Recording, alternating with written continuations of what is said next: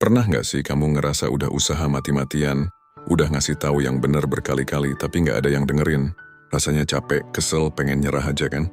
Nah, kalau kamu pernah ngerasa gitu, coba deh dengerin kisah inspiratif dari Nabi Yunus alaihi salam. Jadi Nabi Yunus diutus oleh Allah ke sebuah kota bernama Ninawa. Penduduknya ini terkenal banget keras kepalanya.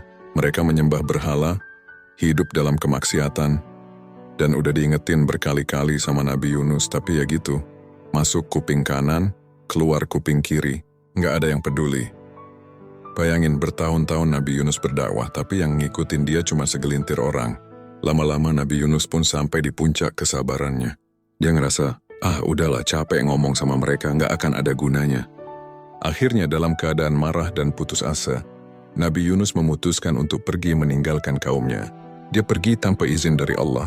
Dia pikir sebentar lagi azab, Allah pasti turun menimpa mereka. Nabi Yunus pun naik ke sebuah kapal. Di tengah lautan tiba-tiba badai dahsyat datang. Kapal oleng, ombak menggunung, semua penumpang panik. Nakoda kapal bilang, ini pasti ada yang salah. Kapal ini kelebihan muatan. Dan sepertinya ada seorang hamba yang lari dari tuannya.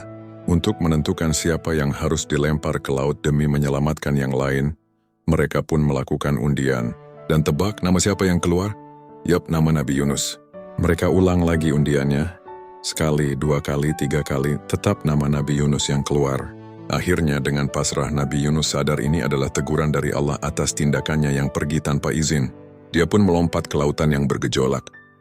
Tapi dia nggak tenggelam. Atas perintah Allah seekor ikan paus raksasa datang dan langsung menelannya hidup-hidup. Di dalam perut ikan yang gelap, pengap, dan sendirian, disitulah titik balik Nabi Yunus. Dia bisa aja makin putus asa tapi nggak. Justru di titik terendahnya dia sadar akan kesalahannya. Dia bertaubat dengan sungguh-sungguh, nggak henti-hentinya berdoa dan berzikir. Ada satu doa yang sangat terkenal, yang terus beliau panjatkan. La ilaha illa anta subhanaka, inni kuntu minaz zalimin. Artinya tidak ada Tuhan selain Engkau. Maha suci Engkau, sesungguhnya aku termasuk orang-orang yang zalim.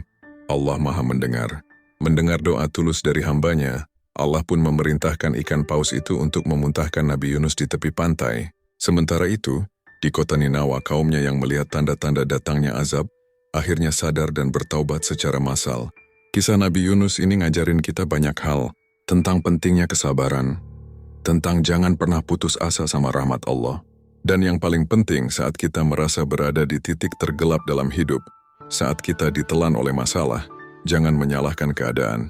Tapi introspeksi diri, akui kesalahan dan kembalilah padanya. Karena doa di saat sulit adalah doa yang paling didengar.